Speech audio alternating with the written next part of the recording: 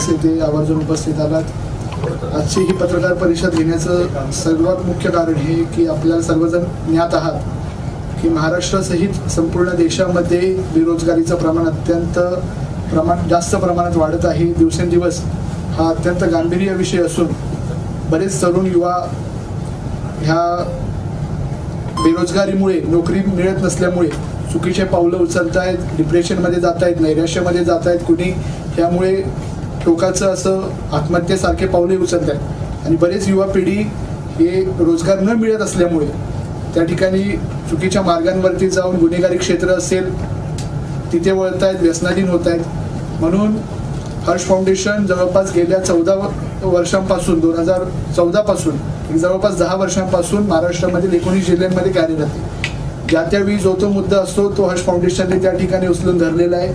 मागे एक शैक्षणिक विषय ज्यावेळी होता त्यावेळी सुद्धा अशीच एक पत्रकार परिषद घेऊन जे कोण गरजू विद्यार्थी आहेत त्यांना संपूर्ण शिक्षणाचा खर्च हर्ष फाउंडेशनच्या माध्यमातून घेतला जाईल हे त्या ठिकाणी आपण जाहीर केलं होतं। आता रोजगारचा प्रश्न अत्यंत ऐरणीवरती असल्यामुळे आणि अशी टोकाची समस्या होत असल्यामुळे आपण हा त्या ठिकाणी निर्णय घेत आहोत की 1 जुलै 2024 पासून 7 ऑक्टोबर 2025 जवळपास वर्ष सव्वा वर्षाच्या काळामध्ये महाराष्ट्रातील 10,000 युवकांना त्या माध्यमातून रोजगार प्रदान करण्याचं जाहीर करतो।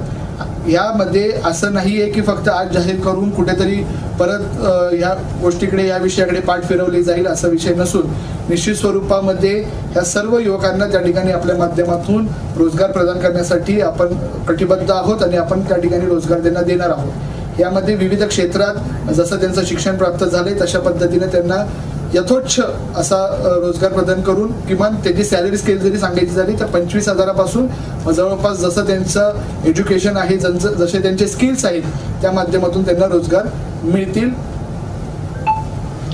रोजगार दिले आहेत। कोविडच्या आधी सुद्धा आपण रोजगाराचा प्रश्न त्या ठिकाणी उठवला होता। त्या माध्यमातून जवळपास 2,000 तरुणांना आपण रोजगार दिलेले आहेत। त्यांचे फॉर्म्सही आपल्यापाशी आहेत। त्यांचं धन्यवाद थँक्स लेटरही हर्ष फाउंडेशन पाशी आपल्यापाशी पोहोचलेलं आहे। आत्ता हा आपण मुद्दा पुन्हा एकदा उपस्थित करतोय कारण की पुन्हा एकदा अनएम्प्लॉयमेंटचं प्रमाण फार वाढत चालले। जवळपास 35% IIT ग्रॅज्युएट्सला, मुंबई IIT ग्रॅज्युएट्सला सुद्धा त्या ठिकाणी नोकरी मिळत नाही। हा फार गंभीर विषय असल्यामुळे 1 जुलैपासून आपण म्हणजे उद्यापासून आपण रोजगार प्रदान करणार आहोत। त्यात बऱ्याच जणांचे आपल्यापाशी ॲप्लिकेशन फॉर्म आलेले आहेत। त्यातल्या काही जणांना आज आपण अपॉइंटमेंट लेटर सुद्धा देत आहोत। आणि याच्यामध्ये तुम्ही काय ठेवलेलं आहे, कुठले कुठले जॉब सध्या अवेलेबल? ह्यामध्ये सध्या आता क्रायटेरिया असं काही नाहीये। मिनिमम एज्युकेशन त्याचं 12वी असावं आपला हा प्रयास आहे। भविष्यात येणाऱ्या वेळेत आपण 10वी सुद्धा साठी पण काहीतरी करू, पण आता क्रायटेरिया हाच आहे की 12वी त्यांचं असावं आणि त्यांची करण्याची जिद्द असावी। स्किल बेस आहे, हां स्किल बेस आहे, एज्युकेशन बेस आहे। माझ्यासोबत आता माझ्या उजव्या बाजूला राहुल नाटा बसलेले आहेत, त्यांचं ग्रॅनिझर कंपनी आहे, त्यांचं त्यासोबत रोवेट म्हणून इलेक्ट्रिकल बाईक आणि कार मॅन्युफॅक्चरिंग कंपनी आहे। त्यांना त्या ठिकाणी रोजगार प्रदान करायचे। जवळपास त्यांच्याच माध्यमातून आपल्याला नाही म्हटलं तरी जवळपास 10,000 त्यांनाच लागणार आहेत। असे बरेच सारे ऑर्गनायझेशन्स आहेत। त्यासोबत आवर्जून मला सांगायला आवडेल की ज्या तरुणांना ज्यांना व्यवसाय करण्याची इच्छा आहे, ज्यांना स्वतःच्या पावलांवरती, कारण की प्रत्येकालाच रोजगार नाही, आपण भारत हा युवकांचा देश म्हटला जातो आणि कुठल्याही देशाची प्रगती त्या ठिकाणी होते ज्यावेळी तिकडचा युवक सक्षम होतो।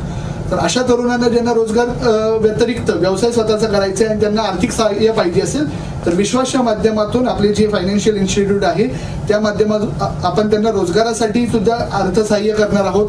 त्यासोबत निर्मिती ग्रुपचे आपले काही बरेचसे वेंचर्स आहेत। निर्मिती ग्रुप रिअल इस्टेटमध्ये काम करतं, त्यासोबत हॉटेल इंडस्ट्रीमध्ये काम करतं।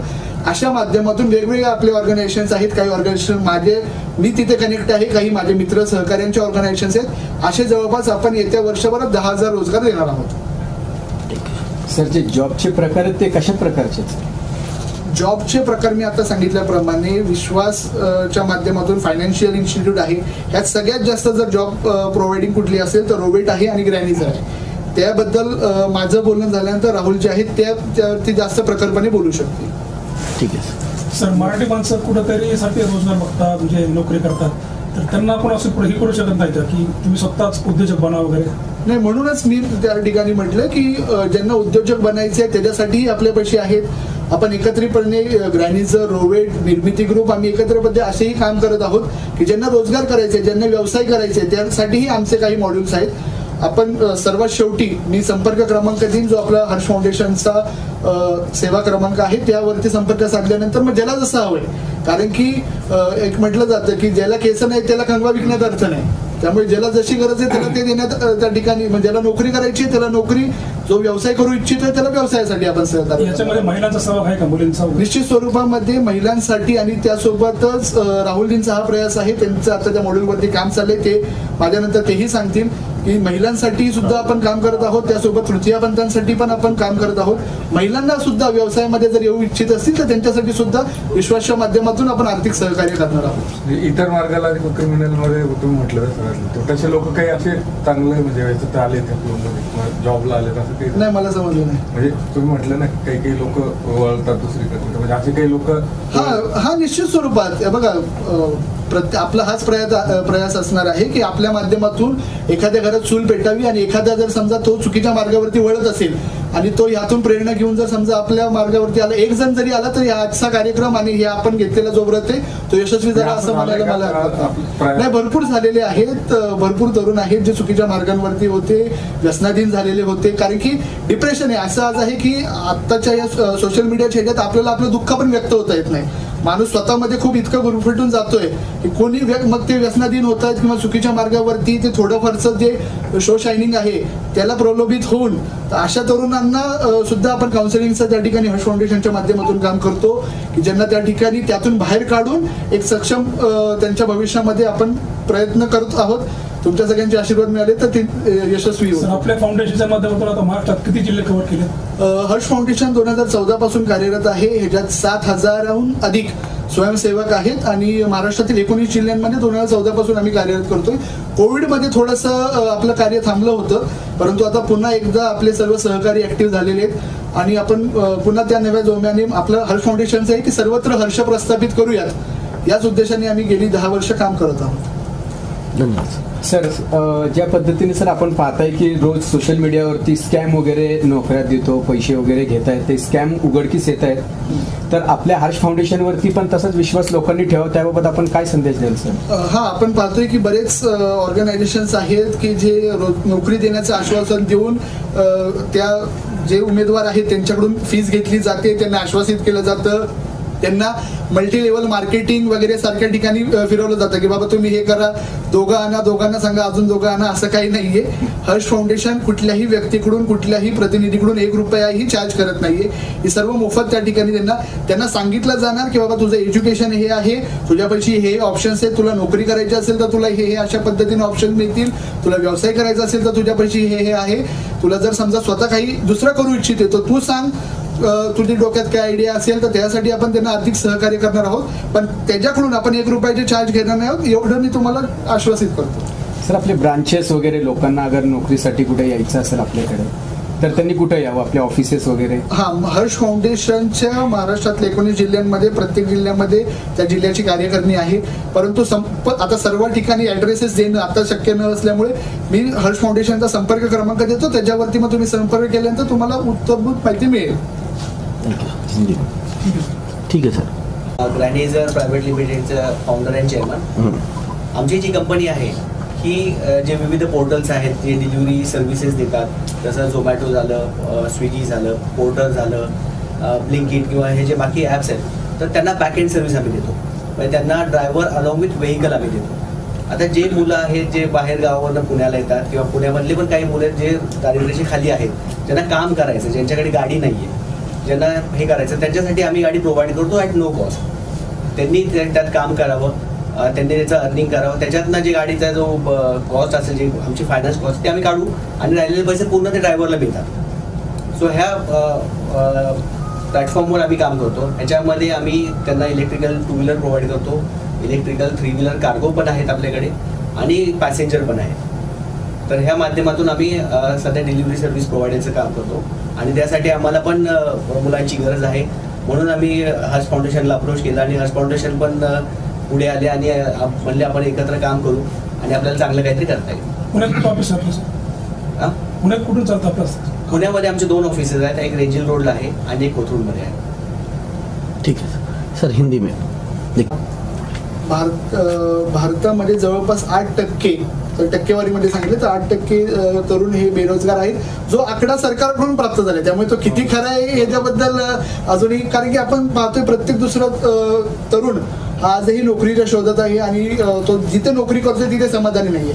एखादा तरुण जर संपूर्ण त्याचं शिक्षणाचं इंजिनिअरिंग वरती जर जवळपास 5-10 लाख रुपये खर्च केल्यानंतर त्याला जर 10-12 हजाराची नोकरी मिळत असेल तर त्याला आपण रोजगार मिळतोय हे म्हणणं चुकीचं त्या ठिकाणी.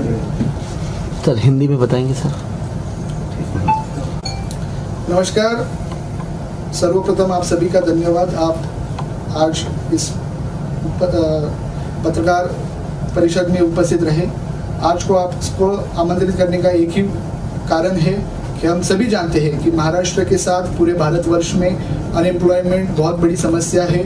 हर कोई रोजगार के प्रति को लेकर टेंशन में है. कई सारे युवा रोजगार ना मिलने की वजह से, नौकरी ना मिलने की वजह से नैराश्य में जाते हैं, गलत कदम उठाते हैं. सुसाइड जैसे कदम हमने उठाते हुए देखे हैं. तो इस वजह से, इस कारण हर्ष फाउंडेशन जो गई 10 सालों से महाराष्ट्र के 19 जिलों में कार्य कर रहा है, हमने ये कदम उठाया है कि महाराष्ट्र में करीबन 7 अक्टूबर 2025 तक 10,000 एम्प्लॉयमेंट हमारे माध्यम से दे पाए, जिसके कारण ये जो समस्या है उसमें हम हमारा प्रति योगदान दे सके. क्या हर्ष फाउंडेशन कुछ चार्ज वगैरह करेगी लोगों से? नहीं, हर्ष फाउंडेशन सभी जो युवा है उनमें से 1 रुपये का भी चार्ज नहीं करेगा. ये हर्ष फाउंडेशन की जिम्मेदारी रहेगी कि अगर किसी कंपनी का कोई चार्जेस भी है तो जिम्मेदारी हर्ष फाउंडेशन उठाएगी. इसके अलावा आपने कहा कि जो लोग अगर बेरोजगार खुद का जॉब भी करना चाहते हैं तो उसके लिए क्या? हाँ, इसी के साथ हर्ष फाउंडेशन का ये जो कदम उठाए, इसमें कई सारे ऑर्गेनाइजेशन हमारे साथ जुड़े हैं, जिसमें रोबेट है, ग्रैनिजर है, विश्वास ग्रुप है. तो विश्वास ग्रुप जो है वो फाइनेंशियल इंस्टीट्यूट है. उसके माध्यम से जो अपना खुद का व्यवसाय करना चाहते हैं, खुद का बिजनेस शुरू करना चाहते हैं, उनको अगर निधि की सहायता चाहिए तो विश्वास उस प्रकार में उनकी सारी जिम्मेदारी लेगा और उन्हें फाइनेंशियल मदद करने का पूरा प्रयास करेगा. इसी के साथ जो महिला भी व्यवसाय शुरू करना चाहते हैं उनके लिए भी हमने कई सारे योजना बनाई हुई है. उसके माध्यम से उन्हें भी हम इस प्रकार से मदद करने का प्रयास कर रहे हैं. जैसे महिलाओं की बात की, वर्क टू होम आजकल महिलाओं का चल रहा है, तो आपके पास कोई ऐसी पॉलिसी है जो महिला जो है वर्क टू होम कर सके? नहीं, कई सारे ऑर्गेनाइजेशंस हैं जिनकी रिक्वायरमेंट है वर्क फ्रॉम होम से. पर अभी जो हम देख रहे हैं जो महिला के लिए कर रहे हैं वो ऐसा है कि उनके व्यवसाय के लिए हम ये कर रहे प्रोत्साहित करें कि वो खुद का व्यवसाय करें और आगे जाके, क्योंकि ये तो शुरुआत है, करीबन हमें 2025 तक 10,000 एम्प्लॉयमेंट देना है, इससे आगे भी जाके देना है. पर अभी के लिए में उनके लिए अगर व्यवसाय वो करना चाहते हैं, खुद के उनके कुछ आइडिया है, उनके लिए हम मदद कर रहे हैं. अगर हर्ष फाउंडेशन से कांटेक्ट करना हो तो किस तरीके से? हाँ, ये रह गया था. हर्ष फाउंडेशन से अगर संपर्क करना है तो मैं नंबर बता देता हूँ. नंबर आप नोट कर लीजिएगा.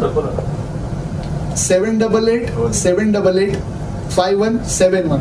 मैं रिपीट करता हूँ, 788-788-5171. हर्ष फाउंडेशन का नंबर है. इससे आप संपर्क करने के बाद आपकी जितनी भी क्वेश्चन है उसके आपको संक्षिप्त में आंसर मिलेंगे. हो गया. सर ये बताइए, आपने जैसे बताया कि आपका कांटेक्ट नंबर है और डिजिटल के अंदर भी आपका कोई वेबसाइट वगैरह भी कुछ है जहाँ पर लोग जाके अपना? हाँ, www.harshfoundation.com करके वेबसाइट पर है. पर संपर्क क्योंकि वेबसाइट से ज़्यादा मेरा यही कहना रहेगा कि आप ये जो संपर्क क्रमांक दिए है उससे अगर आप संपर्क साधेंगे तो वो ज़्यादा बेहतर है. आजकल के युवा इंटरनेशनल लेवल के जॉब्स के लिए ढूंढते हैं, बल्कि लोकल लेवल के जॉब्स को छोड़ के. तो क्या आपके साथ इंटरनेशनल कंपनियां जुड़ी है? नहीं, अभी फिलहाल के लिए हमारा यही प्रयास है कि जो मेरे जैसे कई सारे ऑर्गेनाइजेशंस है, मैं ये सोचता हूँ कि जो भारत में बने हुए ऑर्गेनाइजेशन है उनको किस प्रकार से इंटरनेशनल लेके जाने में हमारा प्रयास रहेगा. इंटरनेशनल ऑर्गेनाइजेशंस में भी हमारी बात चल रही है, पर अभी उसके बारे में बोलना थोड़ी सी जल्दबाजी रहेगी. Thank you sir. सर सबका एक परिचय. हां, सगळ्यांचा परिचय फक्त मराठीत दिलं तर बरं. चालेल. आधी संपर्क देऊ. इच्छुक महिला आहेत ज्या नोकरी करू इच्छितात, जे रोजगार साठी करू शकतात, त्यासोबत व्यवसाय करू इच्छितात, तो हर्ष फाउंडेशनच्या संपर्क क्रमांकावरती त्यांनी संपर्क करावा अशी मी नम्र विनंती करतो. मी संपर्क क्रमांक सांगतो, तुम्ही नोट करा. 788-788-5171. पुन्हा एकदा सांगतो, 788-788-5171. आणि कोण कोण बसलात, कोण कोण आहेत, तुम्ही इंट्रोडक्शन तर द्या. आजच्या या पत्रकार परिषदेस जो आपण मुद्दा उचलला आहे, ज्यात मला प्रामुख्याने सहकार्य करतायत ते माझे मित्र, माझे सहकारी, माझ्या उजव्या बाजूला राहुल नाटाजी, जे ग्रॅनिझर आणि रोविट कंपनीचे प्रमुख आहेत, मुख्य आहेत. त्यांच्या उजव्या बाजूला जितेंद्र लोढाजी, जे सुद्धा राहुलजींचे सहकारी आहेत, त्यांना या संपूर्ण व्यवस्थेमध्ये सहकार्य करत असतात. माझ्या डाव्या बाजूला विश्वास ग्रुपचे जे आपले संचालक आहेत सुभाष शिंदे, त्यांच्या डाव्या बाजूला सागरदादा पावके, जे भोर युवा फाउंडेशनच्या माध्यमातून पुण्यातले आणि भोरमधील तरुणांसाठी त्या ठिकाणी काम करतायत. त्याच्या माझ्या उजव्या बाजूला पुढे आकाश जगताप म्हणून आहे, त्यांचंही नवी मुंबईमध्ये व्यवसायाचे बरेच सुरू आहेत. आणि शेवटी अमोल पार्टे हेही त्या ठिकाणी उपस्थित आहेत, ज्यांचं नवी मुंबईमधील युवकांसाठी त्या ठिकाणी भरीव काम आहे. त्यांच्या माध्यमातून जवळपास शेकडो तरुणांना रोजगार प्रदान झालेला आहे. आजच्या नंतर आपण अशीच एक पत्रकार परिषद मुंबईमध्ये पण घेणार आहोत की तिथल्या तरुणांसाठी सुद्धा आपण या माध्यमातून रोजगार देण्यासाठी कटिबद्ध आहोत. सो त्यांचंही आपल्याला सहकार्य लाभत आहे. Thank you sir. Thank you sir. Socially 2 programme केलेले आहेत, ज्याच्यामध्ये महिलांसाठी एक प्रोग्राम आहे जो दारिद्र्य रेषेच्या खालच्या ज्या महिला आहेत त्यांच्या एम्पॉवरमेंटसाठी. तर त्यांना ते जी 3 व्हीलर रिक्षा आहे, जे आता आमचा एक प्रोग्राम आहे मेट्रोपासनं एक 3 किलोमीटरपर्यंत शटल सर्व्हिसेस, जी स्मॉल रिक्षा असेल ती चालवणं. तर ह्या रिक्षा चालवण्याचं पूर्ण ट्रेनिंग देण्यापासून त्यांना लायसन्स मिळवून देणं आणि ऑनबोर्डिंग करणं, हे सगळं काम आमची टीम करते. त्याच व्यतिरिक्त ट्रान्सजेंडर जे आहेत, तृतीयपंथी लोक, ह्या तृतीयपंथी लोकांना सुद्धा आज सन्मानाची वागणूक मिळत नाही किंवा त्यांना उत्पन्नाचं साधन मिळत नाही.